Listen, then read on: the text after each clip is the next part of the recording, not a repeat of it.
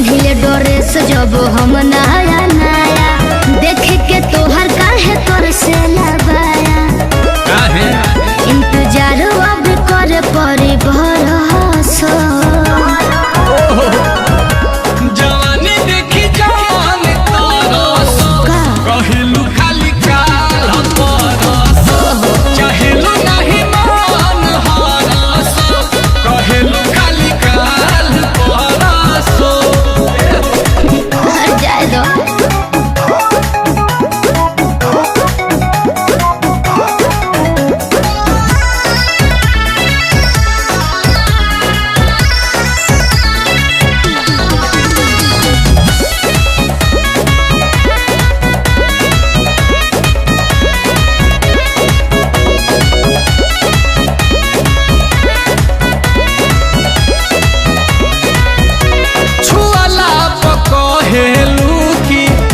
कमे बाटे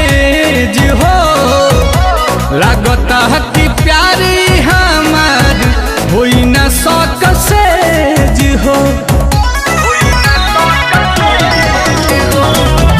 ओ वही तो ठीक से जा वाहन नहीं भइनी कुछ दिन और बाबू कर मैनेज हो सरलू न सरसो जवानी देखी जानी तरस कहेलू खाली काल परस चाहेलू नहीं मन हरस कहेलू खाली काल परस ऐसन बतियावे लगे